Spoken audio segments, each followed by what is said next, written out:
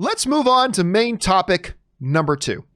And our second main topic today gets submitted to us by Dominic Wrenn. And Dominic Wrenn writes, "Hey John, Mandalorian Season 2, Episode 1 was actually the first episode of the show I ever watched. I hadn't seen the first season, but I binged the whole thing this week after seeing that awesome episode last week. Excellent. Can't wait to see where the whole season goes. What did you think of Episode 2? And much like last week, Dominic actually sent this in before Episode 2 came out. So he actually preemptively got in front of it and sent this in there. All right, so last night, the follow-up to that terrific season premiere last week was Mandalorian Season 2. The name of the episode was The Passenger. The Passenger. And this will be a non-spoiler. There'll be a couple of details, inconsequential details we're going to say here, but we're not going to spoil anything. Of course, later today at 4 p.m. Pacific Standard Time, Ann and I will be doing a full spoiler discussion about Mandalorian Season 2, Episode 2, The Passenger. So if you want to come back and join Ann and I at 4 p.m. this afternoon, you can come back. But I want to give you my general impressions of this. I loved this episode. I loved this episode, and I will tell you why. There's a few reasons. One is this was the first episode of The Mandalorian. Now, granted, in the first season, there were some pretty good action sequences. Mandalorian doesn't hang its hat on like big action sequence week after week after week, like huge, exciting action sequence. Not really. But last night, there's a big sequence in this movie that for the first time ever, I was thrilled watching it. You know what I mean? And like you felt thrills. There was an action sequence on this that I felt something that I hadn't felt in any of the, not that this is a bad reflection on the rest of the Mandalorian that has come before that, but I was absolutely thrilled watching this. Like it was exciting and it was energetic and it had pop and it had pace. And what I really thought it did was it again really re-emphasized for me the notion that this is like an old Western. You know, it takes every week as its own adventure and slightly propels the overall story for the most part. I felt like we had the biggest jump forward, and I won't give details about any of the scenes, but like showing the developing bond between Din and the child. Never seen it done more. Like they did more with that, developing that bond here. I thought we learned more about the character of Din. We also found out more about the reputation now and where Mando stands in terms of the galaxy with the Republic and the Empire and what he is now known for and all that kind of stuff. And I believe they set some things up that are going to have their payoff later down the line in terms of a specific character we've come across. And I think we're going to get more of that down the line.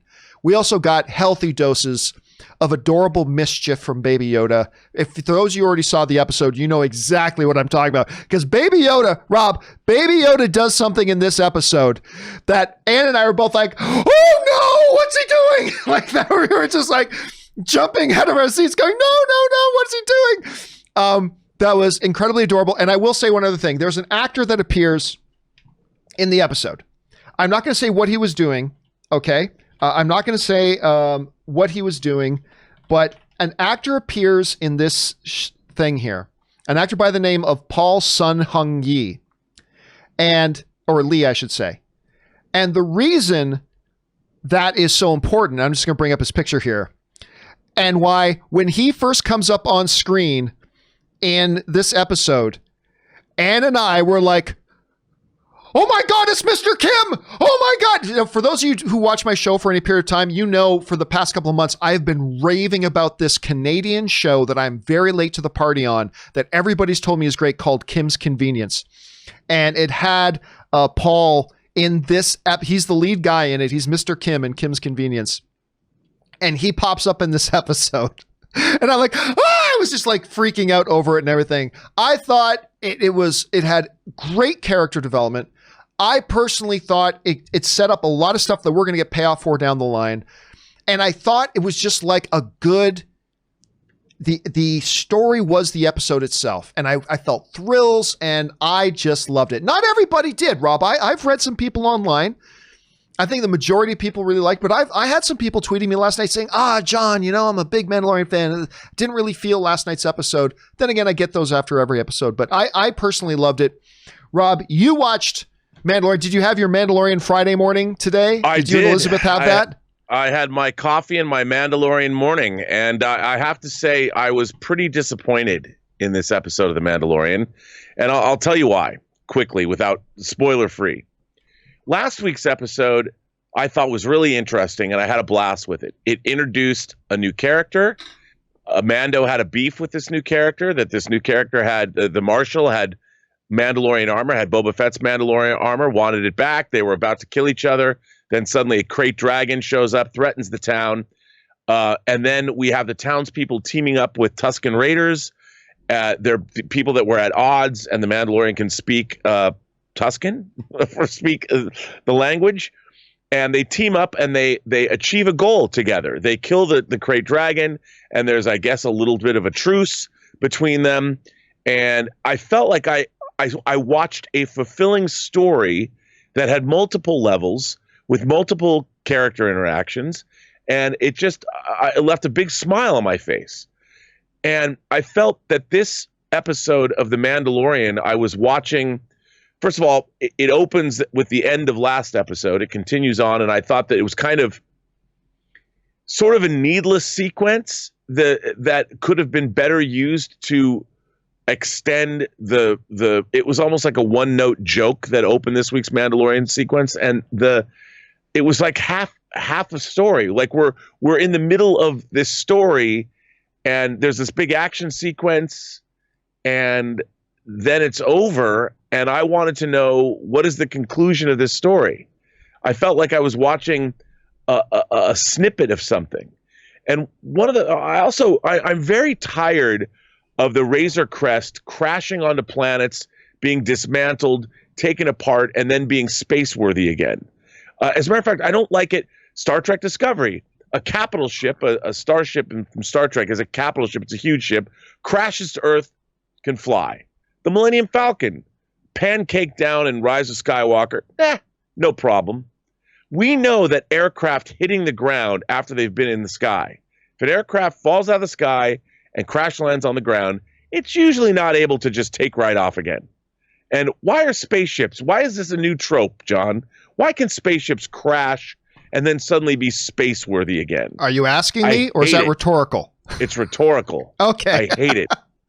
I'll address that a little bit later. First of all, look, in Star Wars, you got to understand, spaceships are not like spaceships to us. They're more like cars. In Star Wars, spaceships are cars. We can be in a car chase. You can bang, cars can slam into each other. They can spin out. They can do all that, and they keep going. In Star Wars, it's the same thing with their spacecraft. That's just what spacecraft in Star Wars can do. It's different. But, I mean, yeah, I hear what you're saying, and I don't think you're alone in those opinions. I know for me, when I was watching it, I thought the character interaction was completely on point. I love the dialogue between the characters, and we meet the passenger here. We meet the passenger. I'm not going to tell you anything about her, who the passenger is, but that's the passenger. These dynamics and conversations that happen that, to me, deepen our understanding of the characters, particularly Baby Yoda and his relationship with Din, I thought was right on point. Again, for me, it was introducing us to a wider understanding of Mando's place in the galaxy. And Rob, I think that's going to become important. I think they put that in there because there's something coming this season that understanding Mando's place in the galaxy right now is going to become very, very relevant and very important as we move forward. And I don't think we've seen the last of Paul or the last of Dave. By the way, who's also there. I think this is all going to play key parts moving forward. I was delighted. I laughed. I thought the one action sequence, which we won't describe in detail here, was thrilling. All I'll say is that Aaron Cummings can never watch this episode of The Mandalorian. But But again, just like last season, Rob, there's going to be some episodes that everybody loves. There's going to be some episodes that some people are divided on. This is going to be one some people are divided on. But I got to tell you, man, this one worked for me, but didn't work for you. And I think there are other people that fall on both of our sides on this. Guys, question is, what did you think of Mandalorian The Passenger? Now, of course, we'll talk about it in an open spoiler format a little bit later this afternoon at 4 p.m. Pacific Standard Time. Come on back and join us for that. And just jump on down to the comments and let us know what you thought of the episode in general.